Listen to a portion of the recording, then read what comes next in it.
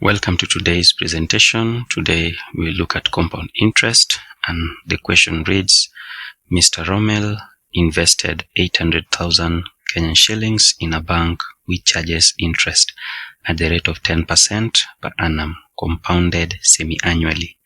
Calculate the amount he had in his account after 2 years.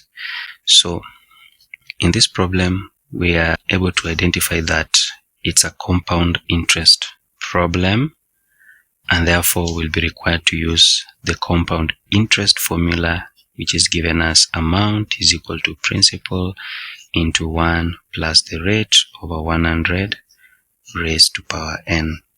So before we use the formula here, we'll first of all identify these various components from the question. So we are told Mr. Rommel invested 800,000 shillings in a bank.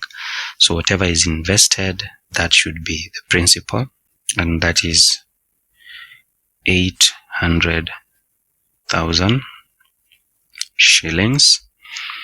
And then we are also told that the bank charges interest at the rate of 10% per annum. So the rate is 10% per annum, but remember we are told that the interest is compounded semi-annually, so this would therefore mean that the rate will be 10/2.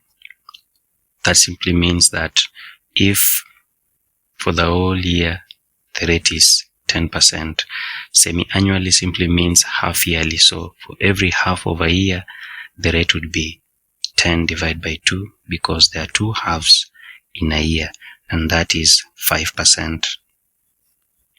So this is what you're going to use because it is compounded semi-annually. And then the next, the period we have there is, we have 2 years, but there are how many half years in 2 years? Definitely we have 4 of them, so we simply take 2 years times 2 halves per year, and that is 4. So with all this, we are simply going to substitute whatever we have in the compound interest formula. So remember, we are required to calculate the amount, and the amount therefore will be given by, so we have the principal 800,000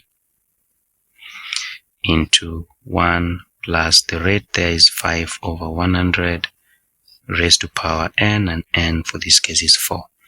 So amount would therefore be, so we have 800,000 times 1.05, that is what we have in the brackets, raised to power 4.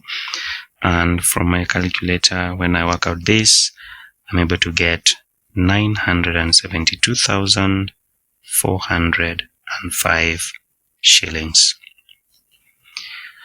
And that is it for this question. Thank you for your patience. Thank you for watching. Hope to see you in the next video.